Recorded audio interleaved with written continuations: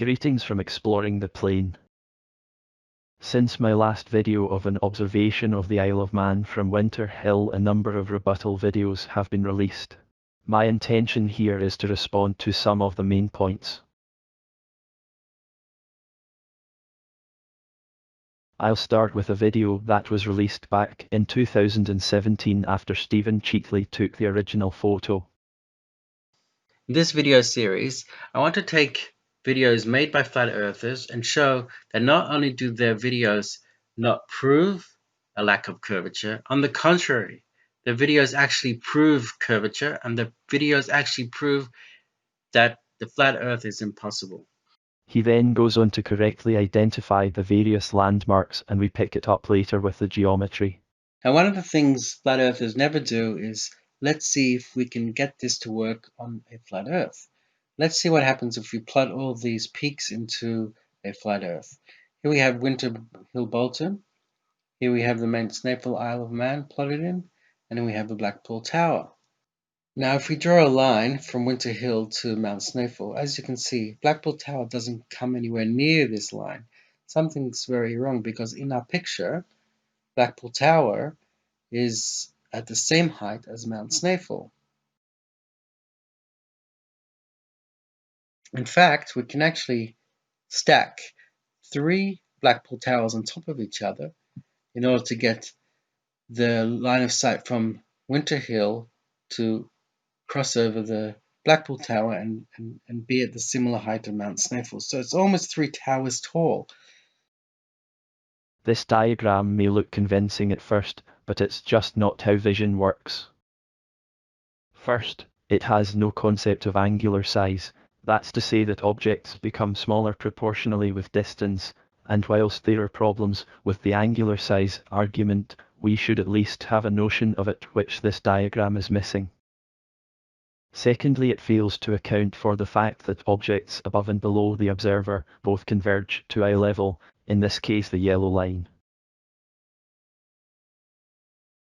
Here we see the lights above descending into the distance, just as the Isle of Man would. Similarly, the desks and posts rise up to eye level. These are important concepts, which are lost in this particular diagram. Let's now move on to the second video. The claim is beautiful in its simplicity. Here is a photo taken from Winter Hill near Preston, looking past Blackpool Tower beyond the Irish Sea. And we see the Marilyns of Isle of Man. With the distance involved, with the curvature of the earth, those should not be visible. We are even presented with an elevation chart explaining how it should all be hidden. Really, just look. In all seriousness, out of all the so-called proof I have came across, this one is truly one of the best. Now let me present you with, let's say, my hypothesis. He proceeds to calculate the hidden height of the mountains based on pixel heights compared to Blackpool Tower and concludes that this is perfectly possible on a globe Earth with standard refraction. He simply states that standard refraction is fact, and his previous video, which he refers to, doesn't contain any compelling arguments for it. Sorry guys, atmospheric refraction is a fact.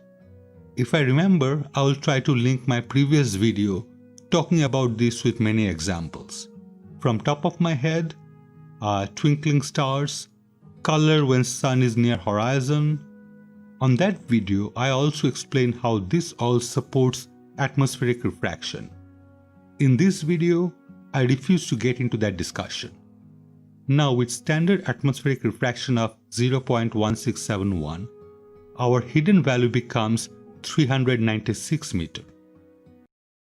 His conclusion is that standard refraction accounts for the discrepancy. My curve calculator shows where the top of Snaefell should lie in relation to Blackpool Tower with no refraction. It should only reach 176 feet high on the tower.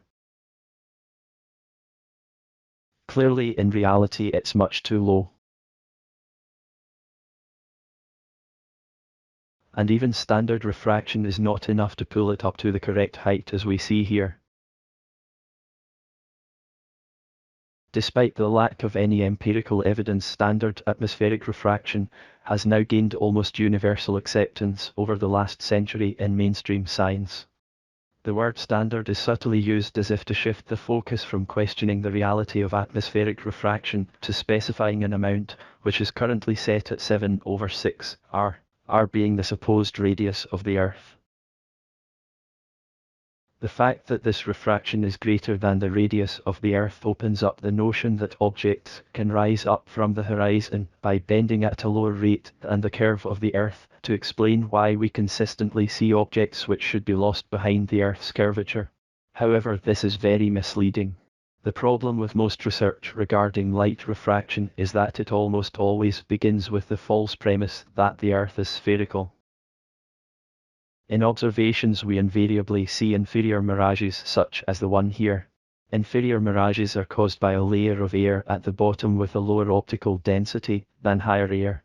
This seems at first counterintuitive due to the normal barometric pressure gradient. However, the overriding factor is that most observations are performed over water, which adds humidity to the air.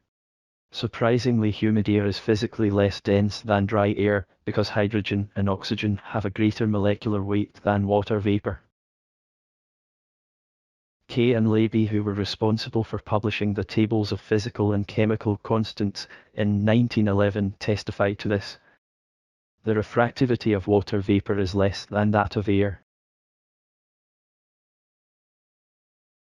Most observations take place at a zenith angle so imperceptibly small that pressure gradients should not be applied to the calculations. Instead, humidity is the overriding factor. Indeed, the common occurrence of inferior mirages is evidence that in normal atmospheric conditions, refraction is pulling objects down and not lifting them up. Thus, light refraction, once properly understood, does not enhance the argument for a spherical Earth. Instead, it works against it. Those pushing the spherical Earth model have oversimplified the phenomenon of light refraction and instead propagandize a looming and superior mirage theory. They want us to believe that this image is normal. Does this look normal to you in any way? In the same way that we see the sun being pulled up by a rare optical phenomenon, they want us to believe that entire mountain ranges are also pulled up in the same way on a regular basis and that this is normal. In order for refraction to pull objects up, we need a layer of optically dense air at the bottom.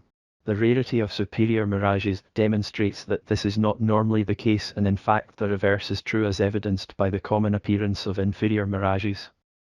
Even the mainstream sources Wikipedia concedes this fact when it states, "A superior mirage occurs when the air below the line of sight is colder than the air above it."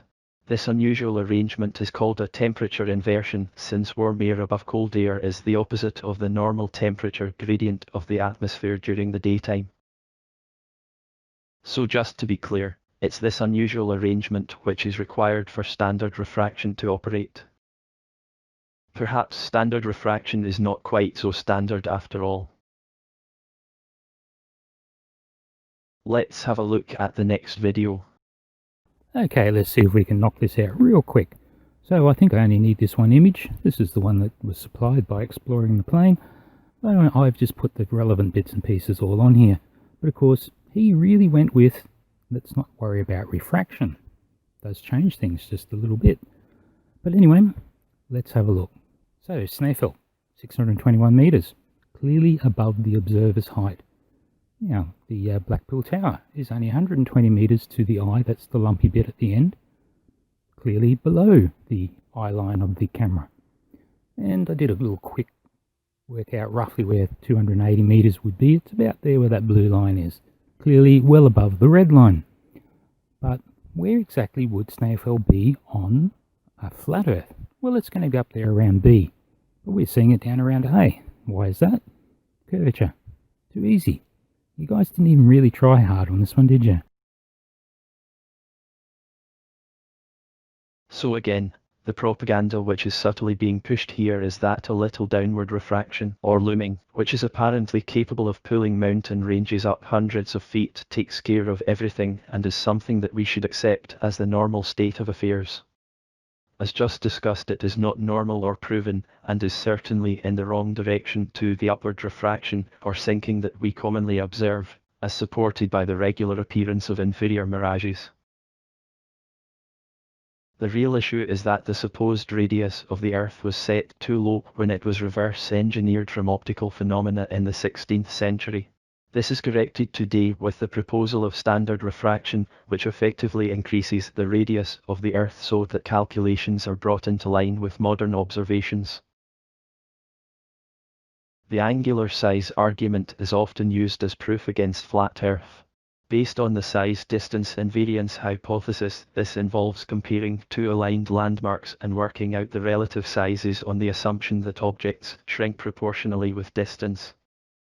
Once the calculations have been performed, we are often presented with a diagram where the distant landmark is raised to an almost comical position, as is the case here.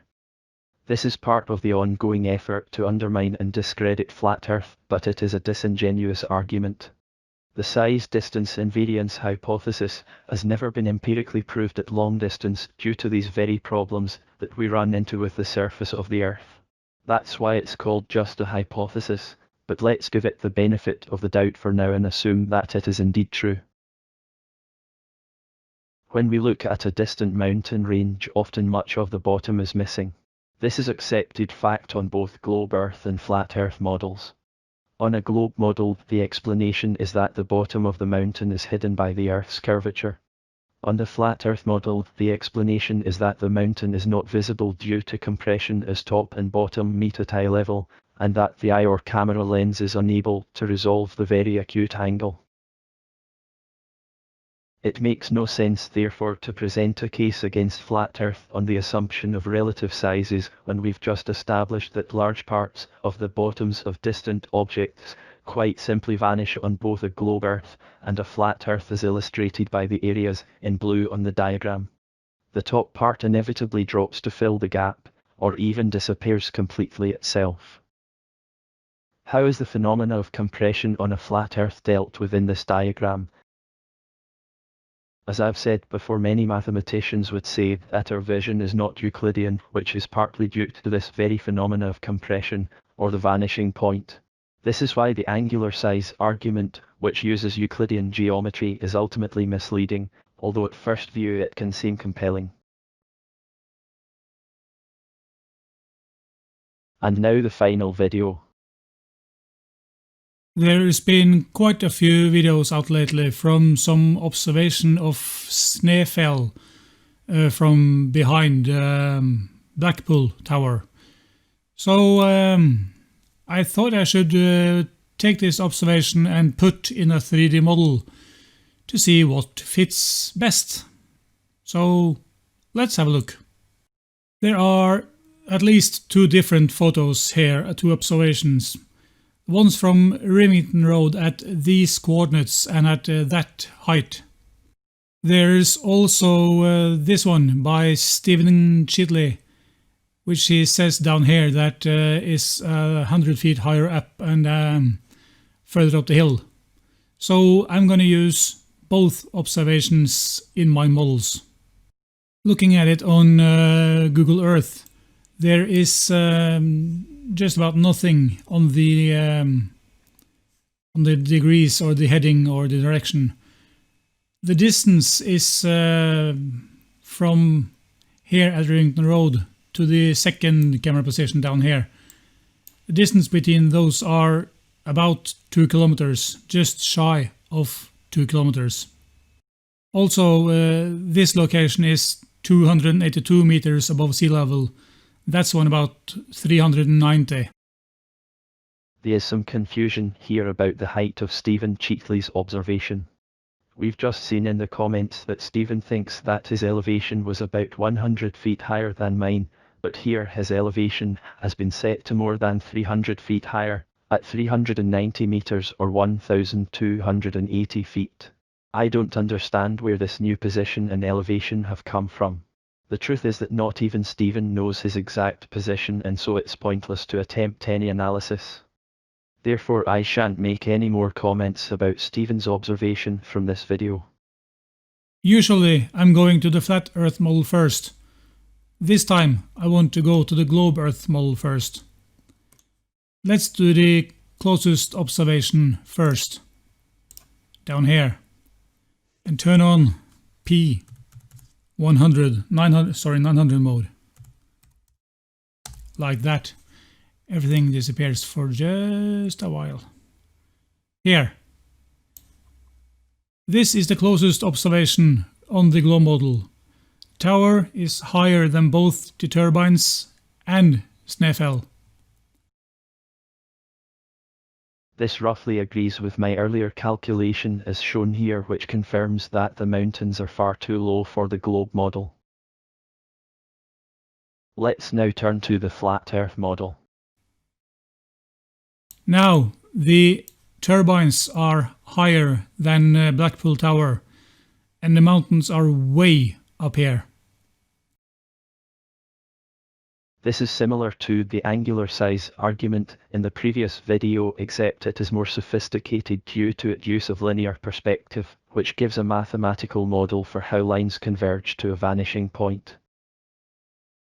As usual, this looks like a compelling argument that the flat Earth model doesn't fit with reality, but how accurate is linear perspective? Linear perspective was a geometry pioneered by artists such as Brunelleschi in the 14th century, which has now become a well-accepted way of modelling visual space. However, there have been many artists over the centuries who have doubted its realism.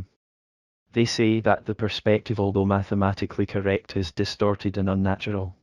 Often they chose to draw the perspective freehand instead. Let's consider some quotes from this publication entitled, "Do Artists Use Linear Perspective to Depict Visual Space?"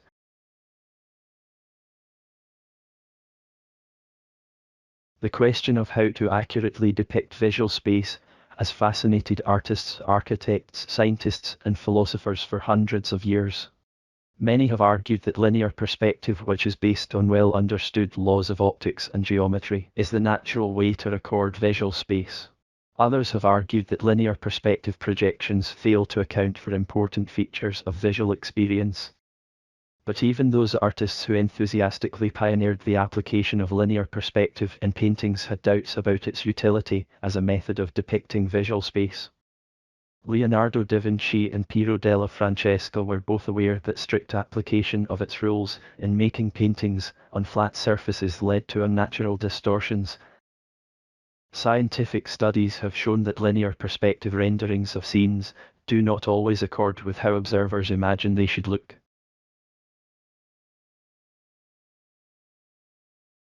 This sketch follows the rules of linear perspective, but something doesn't look right about it. In the same way, this scene doesn't look right either. It feels instinctively wrong, and this is why many artists often don't draw according to linear perspective. In 3D models, which also use linear perspective where lines correctly converge to a vanishing point, the problem is this: nothing ever actually vanishes at the vanishing point. Instead, all objects remain fully resolvable. In reality, objects really do just vanish, and no amount of zoom can pull them back into view. The vanishing point is not something that linear perspective can deal properly within 3D models, and hence the distortion in this scene. The bottom of the mountain here is fully visible. It hasn't converged and compressed into the horizon as we have seen in real life due to the acuteness of the visual angle. This should cause a lowering of the whole mountain, bringing about the curvilinear perspective, which many mathematicians talk about as a truer perspective. Also, the ground should be rising up much steeper than is shown here. Look at these railway lines. If I zoomed in with even the world's most powerful zoom, the lines would still converge at a given point because the angle between the lines would become too small for any lens to resolve, whereas in the world of 3D models this is not the case. If we zoom into these parallel lines, then we see lines continuing infinitely, forever resolvable, and never reaching any true convergence where they vanish. This one issue, the fact that nothing ever actually vanishes at the vanishing point, is the reason for the distorted perspective shown here. 3D models are simply not capable of depicting a real-life scene because of their use of linear perspective. Here ends my responses to all 4 videos.